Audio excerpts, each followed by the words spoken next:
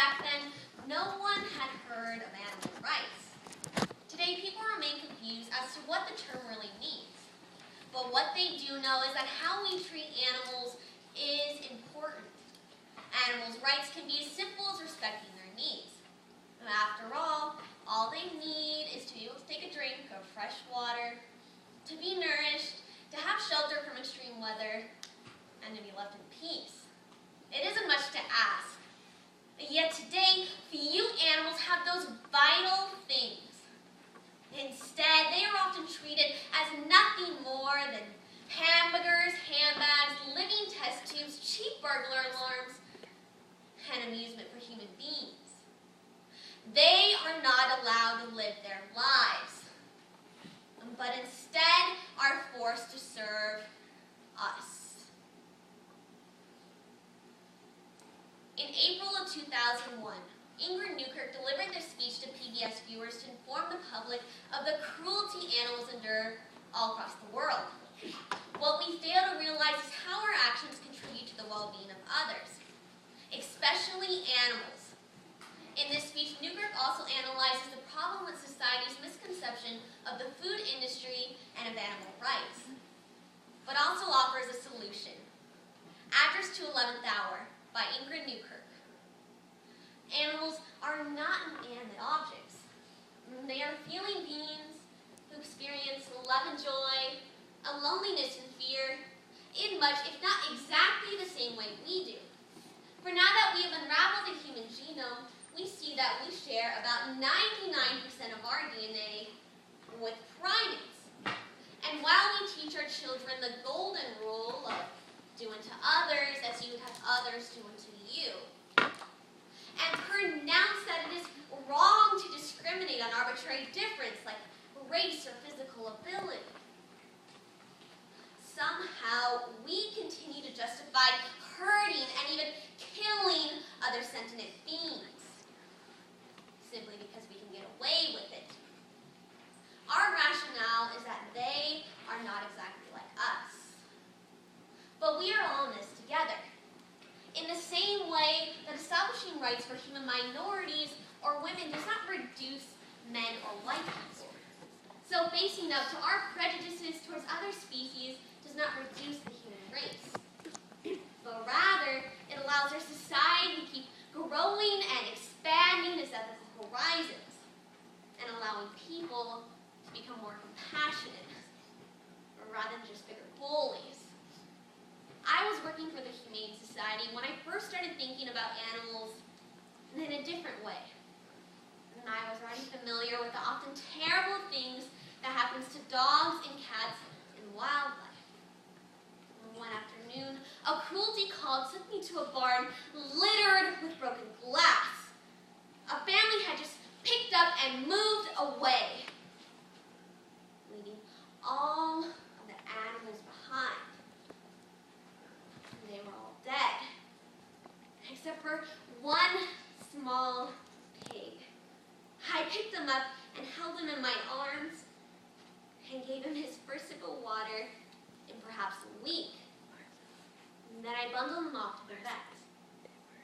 My job was to prosecute the people who had willfully caused this small animal suffering.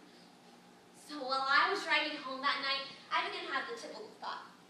What could I eat for dinner? And I thought, and I remembered.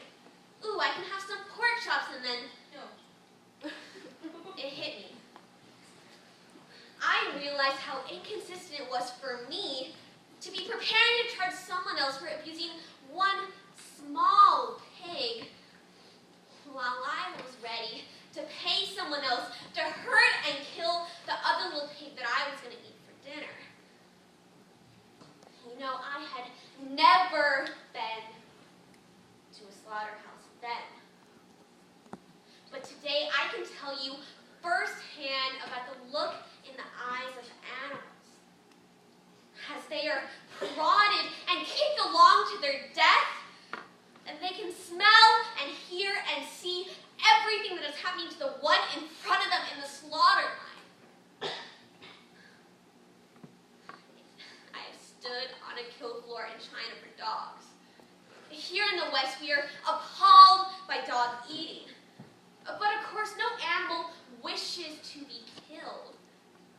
Dogs and cats and chickens and cows, they are all equally filled with fear. It is perhaps awful to say, but the best moment in these animals' lives may be the moment of death in the slaughterhouse. I say that because to satisfy the hunger of so many people who crave chicken wings and burgers, animals raised for meat have a truly wretched existence. They are castrated and dehorned, have their tails amputated and their beaks seared off with a hot wire, all without benefit of anesthetics. Pigs are forced to breathe in ammonia from their own waste collected in troughs beneath their pens. Almost all of them suffer blackened lungs and have difficulty breathing. Broiler chickens are bred to be so top-heavy that the bones in their legs splinter and they spend much of their lives in chronic pain. In egg factories, chickens are bred so close together that they can't even find room to stretch a wing or lie down. And you may pass a transport truck and see them looking out through the slats. Their eyes filled with despair. What we do to them is neither civilized nor humane. Some physicians are upset that modern research techniques are being neglected in favor of old-fashioned animal poisoning techniques. So they started funding for things like human epidemiological studies, the cloning of human skin, and computer essays that give us quick and easy-to-use results. When PETA first started, almost all toiletries, cosmetics, and household products like oven cleaner were still tested on animals. But today, more than 550 product companies have switched to new alternatives.